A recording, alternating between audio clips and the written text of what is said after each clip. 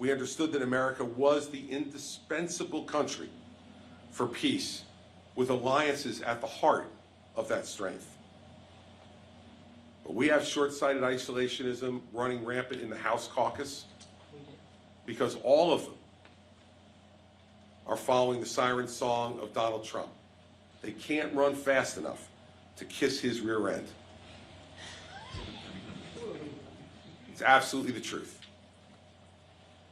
Ron DeSantis also wants to ignore Putin's aggression, and he says that what's going on in Ukraine is nothing more than a territorial dispute, and that the solution to it is for Europe to do more, even though, as a percentage of GDP, Europe is already supporting the Ukrainians at a much greater rate than the United States.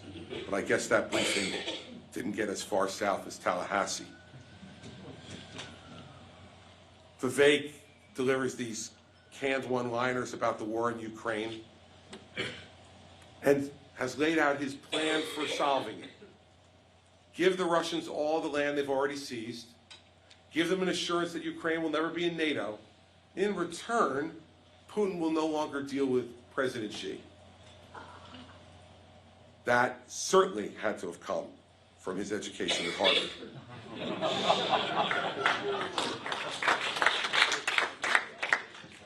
Meanwhile, Donald Trump claims that he'll resolve the conflict in Ukraine in less than 24 hours.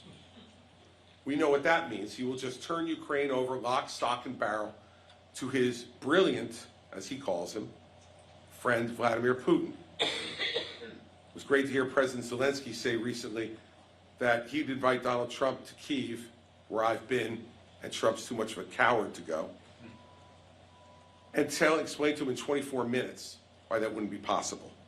Remember something about Donald Trump. Harm's way for him is having his second shot in the rough at a golf course.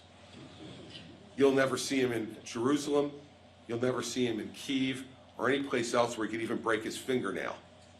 Because he is fundamentally not just a policy coward, he is a personal coward who wouldn't ever take a risk with what he considers to be the single most precious life in America, his own. Putin's invasion threatens the peace and stability that generations of our fellow citizens have fought and died for. Here often spewing out of Capitol Hill and Mar-a-Lago, America first. I suspect if I polled this room, no one else in this room is for America, let's say, third. You know, maybe Belgium first, Luxembourg second, and let's get in a nice bronze medal for the United States. We all believe in America first. But Donald Trump and the isolationists on Capitol Hill and our party believe in America alone. I know that America can never be first if America's alone. Our strategy in Ukraine is driven by a principled commitment to support Ukrainians fighting and dying for their country. And while I would have provided more weapons sooner than what President Biden has done, and certainly wouldn't have blackmailed them for those weapons, for dirt on Joe Biden, as Donald Trump did, I've been to Kyiv, I've met with President Zelensky, and he's told me to pass on to every group of Americans that I see these two messages. First, thank you. He said, without American help, Ukraine would now be occupied by Russia, and they will never forget the help we've already given. Secondly, that he will never permit one American soldier to enter Ukraine, that it is a point of national pride for them. He joked with me that we were occupied by Russia, it wasn't so great, and we don't want to be occupied by them again, but with all due respect, we don't want to be occupied by you either.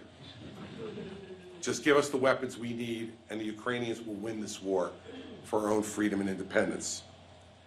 And we've done that, but with less than 4% of 1 year's military budget.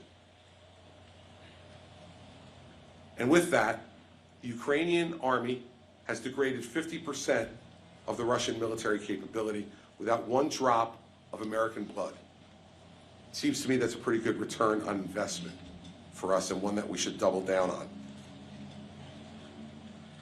You know, I went there and I saw the war crimes that have been committed by the Russian army, and I won't detail them now except to tell you this. I went to a place called the Ukrainian Center for the Civil Rights of Children. And you should know and remember that 20,000 Ukrainian children have been kidnapped by the Russian army and returned to Russia. Parents of those 20,000 children have not seen them for the better part of 12 to 18 months, don't know whether they're dead or alive, whether they're being cared for, or what has happened to them. This is not a territorial dispute. Territorial dispute, you know, is when the surveyor comes to your house and does the survey when you're getting ready to sell it, and they say, bad news, your fence is 8 inches on your neighbor's. That's a territorial dispute. The kidnapping of 20,000 children, ripping them from their parents' arms, is not a territorial dispute. If America does not stand up against that type of authoritarian barbarism anywhere in the world, that we are not the country that we have been, and that, at least I hope, we continue to be. This is nothing more than head in the sand isolationism, everybody. And while it may make you feel good for a moment, it will make the world a fundamentally unsafe place.